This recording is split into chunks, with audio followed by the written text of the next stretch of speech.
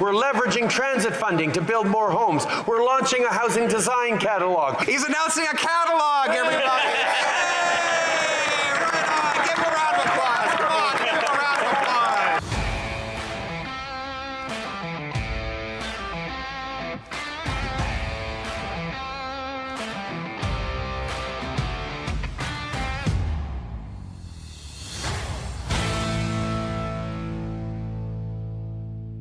Welcome back to Northern Perspective, everyone. I'm Cypher. And I'm Fox.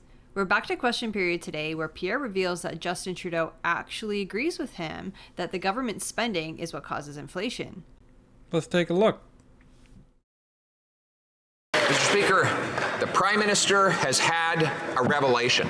In an interview with the Halifax Chronicle Herald, he told how he responded to people asking for him to spend even more government money. And he said, and I quote, "As soon as you do that, inflation goes up by exactly the same amount." Oh, right? Oh. Right. Why didn't I think of that? My goodness. Spending money you don't have actually causes inflation. If he's in the middle of having epiphanies, has he also realized that budgets don't balance themselves? That was a beautiful zinger right at the end. Like, all of it was masterful, but just that little icing on the cake. Budgets don't balance themselves. I think this is going to be a good question period. At least I hope so, because it's opened pretty well. But imagine that. When you spend more, when the government spends more money that they don't have, inflation goes up. Gee, it's not like every single person with any financial acumen whatsoever has been saying this for the last 9 years, right? As Pierre would say, right. Mr. Speaker, the Conservative Party has been using that approach about concerns on inflation to stand against things like national food programs for kids or dental care for seniors. They have stood and objected against and even campaigned against dental care for seniors over the past many months. But we've delivered to over 100,000 seniors of the 2 million who've already registered for dental care the support that they hadn't gotten in years or even decades. But he stands against it with some made-up excuse around inflation when delivering services delivers for Canadians. The entire Conservative caucus just erupts in laughter. Well, what he's saying is a joke. We don't have tax money to implement these programs, so let's make up money to implement these programs, and surely everything will be better. I just want to show something. So look over here. This is Shannon Stubbs. On the far right. She cannot believe what she's hearing. And you see Brock over there, and you see like they're all just Miss Stubbs doing the double face palm. Yeah, she's like, "Are you kidding me? This is the Prime Minister." And then you look on the Liberal side, and they all look like they're attending a funeral, which. And they're doing the golf clap. Look at them. Clap, clap, clap. Like a bunch of seals. In a way, they're kind of attending a funeral. The funeral is going to last however long it is between now and election, but it's a slow wake as the Liberal Party slowly dies. The Honourable Leader of the Opposition. He calls his own words a made-up excuse, Mr. Speaker. You can't make this stuff up. He said that when people ask him, "Can you send us more benefits or send us an extra $1,000 a month?" Well, he responds, "As soon as you do that, inflation goes up by exactly the same amount." Oh, boy. Right? Right. The Right Honourable Prime Minister.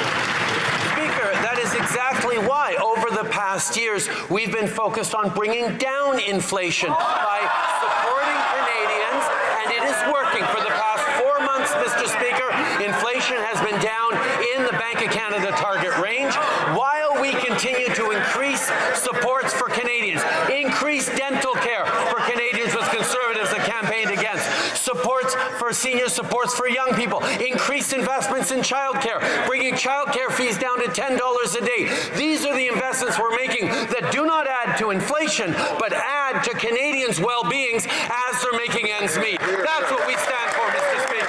Okay, so here's the thing. You can cherry pick anything that you want in a budget. And it's just ridiculous. Okay, so this is all word salad because the Liberal budget is somewhere in the neighborhood of $500 billion this year because they increased it again. And I think it's somewhere in the neighborhood of a $38 billion forecasted projected deficit. Well, no, because I think it was 58-ish billion, but then they anticipated that this capital gains tax would bring in about 19 or 20. Right. So that kind of offsets it. But now I think they're talking about scrapping the capital gains tax. Who knows what they're going to do? They've gotten so much blowback. It is so confusing as to what they're doing. Everyone thought that they stripped out the capital gains tax to introduce that as a separate bill to kind of force the Conservatives to talk about it. But that bill is nowhere to be found right now. So it's very strange as to what the Liberals are doing. I think they just don't know what to do. So for all intents and purposes, let's just say that the budget deficit this year is going to be anywhere between, say, 36 billion and about 58 billion. So he can say whatever he wants to say is going to be included in those cost overruns, right? He could say, well, you know, that's defense spending that's cost overruns. We know darn well what programs are in there because you have your essential must spend on programs, right? So that's your infrastructure, that's your defense, and that's all of that stuff. And the list goes on and on and on and on and on and on. And then you have your nice to haves. Your nice to haves is your dental program, is your pharmacare fake program, is your child care program. All of these are nice to haves. So they are tacked on at the end. So yes, they are absolutely part of that deficit spending that contributes to inflation. So I don't buy it, and Canadians shouldn't buy it either. Well, and the other thing I find absolutely amusing is that whenever inflation goes up, it's not our fault. It's a worldwide phenomenon. The Liberals didn't do it, but when it comes down, they're the ones responsible. They're the heroes. The Honourable Leader of the Opposition. Speaker, he finally, for once, thought about monetary policy. He said as soon as you spend more, inflation goes up by exactly the same amount, right? And he is right for once. But repeating the same costly promises that he has already broken does not change that fundamental monetary rule. So will the Prime Minister acknowledge that, yes, the economy is about numbers, that people pay their rent in numbers, their gas in numbers, their groceries in numbers, and that the numbers are too high? The Right Honourable Prime Minister. Fundamental difference in perspective between the Conservatives and this Liberal government. You better believe it. You better believe that's the fundamental difference in perspective, is that the Conservatives actually give a crap about the budget in this country. And they actually give a crap about affordability for Canadians, and that they don't think that the solution to solving affordability in Canadians is spending more money. And they certainly don't think that the budget will balance itself. The macroeconomic situation of Canada is one of the best in the G7, one of the best in the world. And the independent credit rating agencies continue to give us AAA scores. The federal government is doing well, but Canadians need support. So we are choosing to deliver supports to Canadians with this solid fiscal position. Dental care, a national food policy, national disability benefits, help for housing and investments in the kind of supports for Canadians that he has stood against every step of the way, Mr. Speaker. I cannot believe, or maybe I can, I don't know. I'm going to be doing the Shannon Stubbs double facepalm in a moment. I cannot believe that he actually invoked this new disability benefit as something to brag about. $200 a month. That's disgraceful. When I was housing minister, we built almost 200,000 houses and apartments, with the average rent being $973 for a one-bedroom apartment. But this Prime Minister is not worth the cost of housing, which has doubled 9 years after he and the NDP took power. What is he doing about it? He's giving $500 million to the mayor of Toronto, who has just jacked up home building taxes by 20%. Why does he reward local government gatekeepers that block the homes that Canadians need? The Right Honourable Prime Minister. Mr. Speaker, we are leading on the efforts to solve this housing crisis with a plan that is ambitious and concrete. Meanwhile, after having his housing bill panned panned by experts as being, quote, exceptionally weak response to the housing crisis riddled with loopholes, the Conservative leader chose to repeatedly delay debate in this House since October on his bill. That's because he just doesn't care. When he was minister, he lost 800,000 affordable apartments and only built 6 affordable homes. So I'm going to remind everybody of this again. We talked about it quite a while back, but affordable housing doesn't mean a home that I can afford or a home that the average middle class person can afford. Affordable housing is government speak for government subsidized housing. Under the Stephen Harper era, we didn't have poverty and homelessness the way that we do now.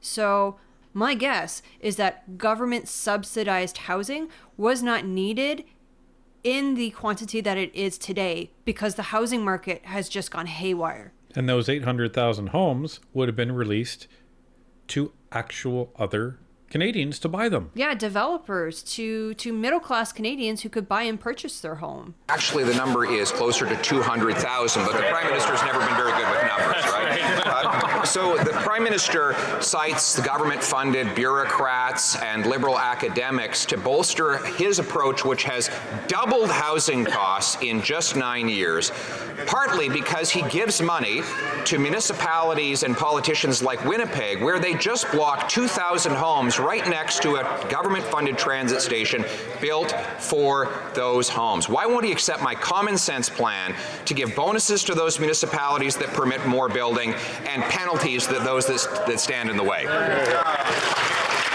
Right Honourable Prime Minister. Mr. Speaker, we criticize rightly the Leader of the Opposition who, when he was housing minister, only built 6 affordable homes for Canadians across the country. But it is understandable, Mr. Speaker, because he was part of a government that took the federal government out of the building of affordable housing. They chose that the federal government had nothing to do with housing across the country.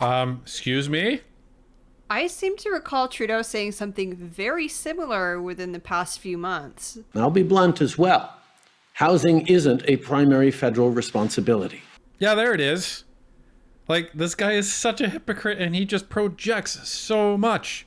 Yeah, we should get him a job at IMAX. That's why for 10 years of non-involvement of the federal government, that leaves echoes. We've stepped up and invested in communities, invested in partnerships. We're getting the homes built. We're delivering for Canadians.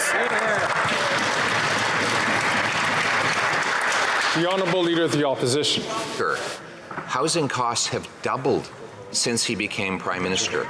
They were half when I was housing minister. Housing costs have gone up 40% faster than wages, a bigger gap than in any other G7 country. Why? Because he's building bureaucracy and not homes. Why won't he accept my common sense plan to require municipalities permit 15% more building, sell off 6,000 federal buildings to build homes, and cut taxes so builders can build? The Right Honourable Prime Minister. Mr. Speaker, just like when he was housing minister, his solution is to do less to help Canadians, to invest less in supporting municipalities as they build housing, to get out of the way and leave Canadians to fend for themselves. That is his political philosophy. It is a political philosophy. It's just not the one that supports Canadians. It's not the one that is delivering for Canadians as we step up with the most ambitious and achievable housing plan this country has ever seen. We will continue to be there to invest in housing accelerators. We will be there to continue to take the GST off of purpose-built apartments. We will be there for Canadians. Trudeau just said the quiet part out loud. The difference between the Conservative and Liberal governments is that the Liberal government doesn't want you to be sufficient and capable of supporting yourself or your family. They want you to rely on the government. They want you to rely on the government for your housing, for your child care, for your dental, for your health care. They want you to rely on the government for absolutely every single aspect of your life so that they can do fear-mongering when it comes time for election and say, well, if you get rid of us, the Conservatives are going to get rid of all those things that you rely on us for. Yeah, let's just call it as what it is. He was right. He said there's a difference in political philosophy. You are 100% correct. The Conservatives believe in democracy. You believe in communism. Not a chance. That's what the president of the Residential Construction Council said when asked if this prime minister would keep his promise to build 3.9 million homes by 2031. So let's hear it from the prime minister. To reach that target, he'd have to build 550,000 homes per year. So yes or no, will the prime minister hit the target of 550,000 homes this year? Yes or no? I don't know who that was that showed a no in the background, but he's correct. Well, and I think a few of them did. But yeah, this is the magic question. Are you really going to hit 550,000 homes built? Because I don't think the government has ever been over 300.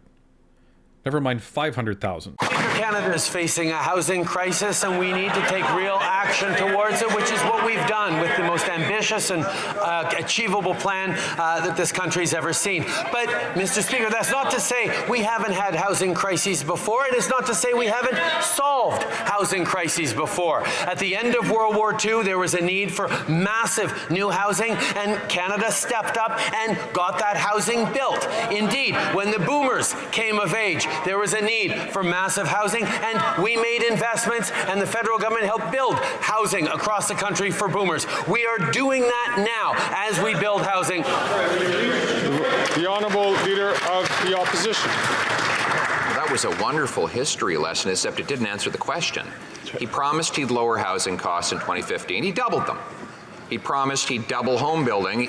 It actually went down and is still dropping. But now he's promising 3.9 million brand new homes by 2031. That means he'd have to build 550,000 this year and every year. So once again, will the Prime Minister keep his promise to build 550,000 homes this year?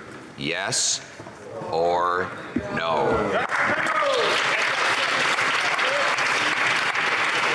The Right Honourable Prime Minister. Mr. Speaker, the leader opposite speaks of 2015. Well, we took office with a commitment to get this government back, the federal government back in the business of building housing. You said last summer,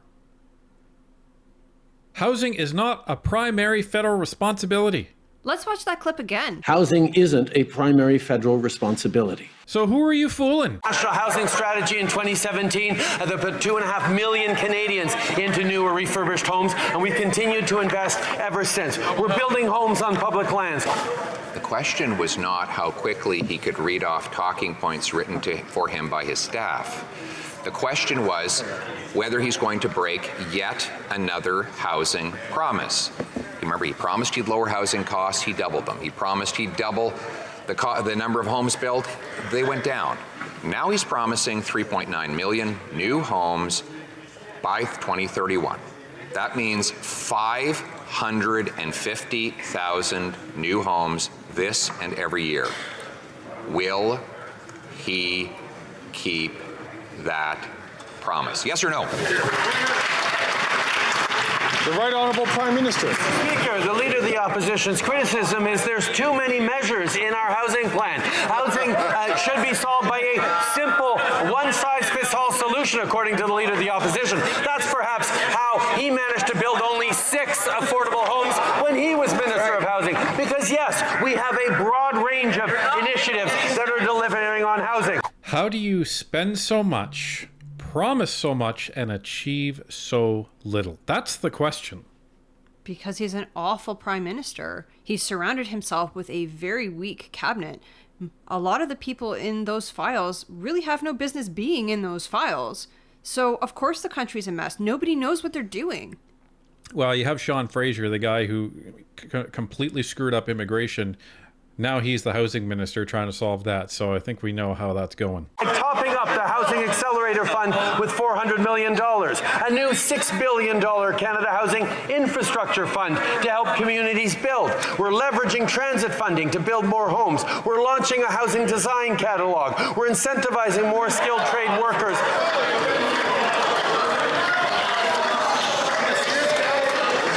The Right Honourable,